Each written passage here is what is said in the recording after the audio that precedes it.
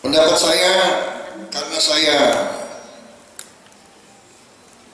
hobi, punya kegemaran belajar sejarah, satu yang saya petik yaitu bahwa perubahan-perubahan besar dalam peradaban, perubahan-perubahan besar dalam kehidupan suatu bangsa itu selalu datang dari kaum cendekiawan.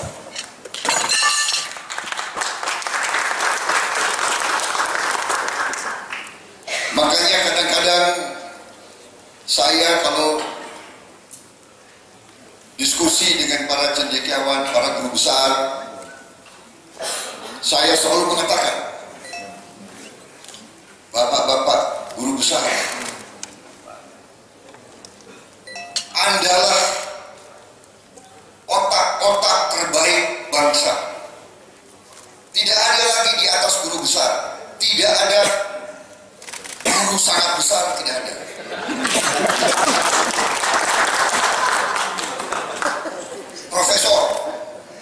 Profesor itu jenderal bintang 4 kalau di tentara, nggak ada lagi di atas. Dan profesor itu nggak bisa diturunkan pangkatnya. Sekali profesor seumur hidup dipanggil profesor. Kenapa? Di setiap negara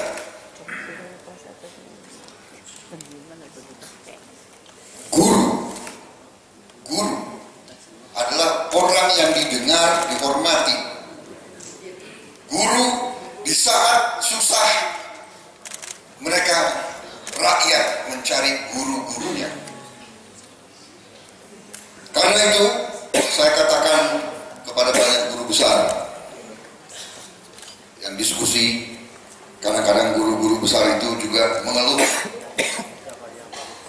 Kadang-kadang juga saya pernah ketemu rektor-rektor perguruan tinggi yang terkemuka, perguruan tinggi Center of Excellence, universitas-universitas terbaik di Indonesia. Pernah ada rektor datang ke saya, Pak Prabowo, perguruan tinggi saya nggak sebut namanya, nggak enak, kekurangan dana operasional 1 tahun kurang, jadi harus cari dana. Padahal ini adalah salah satu universitas terhebat di Indonesia, kekurangan dana operasional. Berapa, Prof? Kurang 70 miliar. Saya katakan ke profesor itu, kalau menurut saya biaya itu kecil untuk perguruan tinggi yang Bapak pimpin.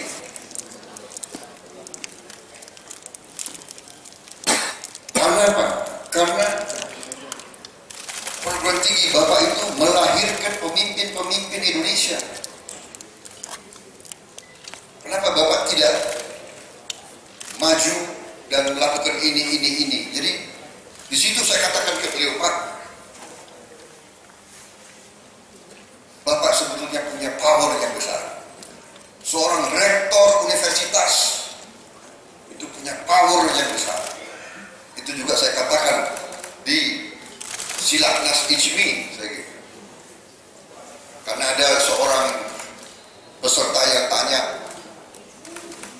sesuatu yang seolah beliau mengatakan tidak berdaya mengadakan perubahan terhadap korupsi, terhadap penyelewengan, seolah tidak berdaya.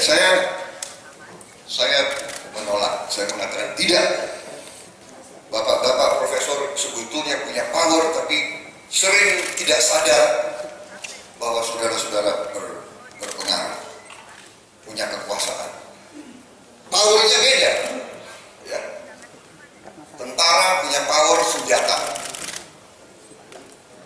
konglomerat punya power uang, pedagang punya power jaringan distribusi. Seorang guru besar punya power karisma dan harapan serta kepercayaan rakyat. Nisbi tidak bisa dipegang, tapi ada. Saudara-saudara, banyak perubahan bangsa-bangsa besar selalu datang dari kaum intelektual. Negara besar seperti Amerika pernah melakukan politik luar negeri, menyerbu Vietnam, menyerbu ini, menyerbu sana. Begitu guru-guru besar berhimpun dan mengatakan tidak setuju, tolak kebijakan tersebut, pemerintah Amerika Serikat bisa berubah kebijakan. Dan itu berulang kali, dan itu berulang kali, dan itu berulang kali. Kalau kita lihat sejarah kita, kebangkitan 1908, 1928, 1945, yang memimpin selalu kaum cendekiawan. Tahun 65-66 yang memimpin kaum cendekiawan. Reformasi 98 yang memimpin kaum cendekiawan. Jadi saudara-saudara, tadi saya mendengar Profesor Nanat, Profesor Najib. Sebetulnya saya tidak perlu terlalu lama lagi paparan hari ini. Saya sudah siapkan di sini 186 slide. Sebetulnya paparannya bisa 6 jam. Tapi tadi saya lihat Profesor Nanat, Profesor Najib, Pak Saifullah sudah ada pemahaman terhadap ekonomi bangsa. Sebetulnya yang disampaikan Profesor Nanat dan Profesor Najib itulah inti dari masalah kita. Dan saya sekarang hati saya besar. Kalau guru-guru besar sudah punya pemahaman seperti itu, saudara-saudara, kita bisa lakukan perubahan di bangsa ini.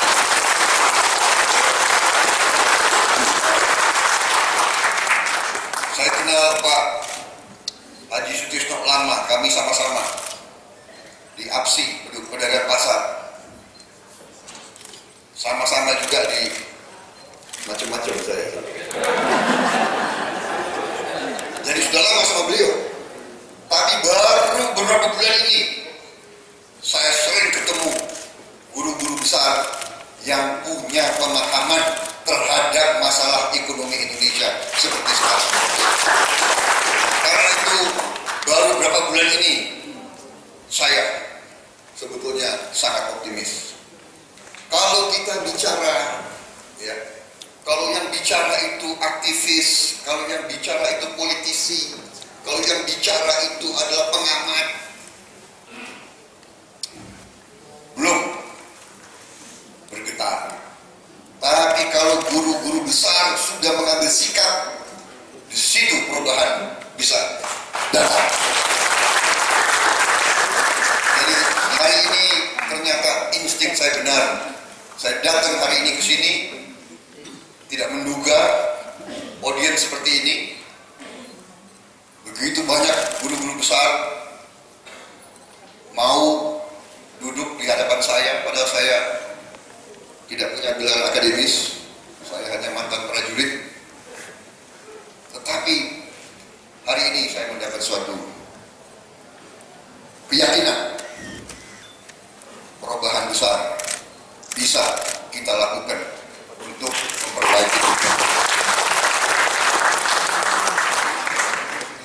Karena itu saudara-saudara, itu adalah the lesson of history, ajaran dari sejarah, bahwa para guru besar sebagai otak terbaik bangsa, the brains of the nation, but not only the brains and the conscience of the nation, otak dan hati nurani suatu bangsa, itulah para guru besar saudara-saudara.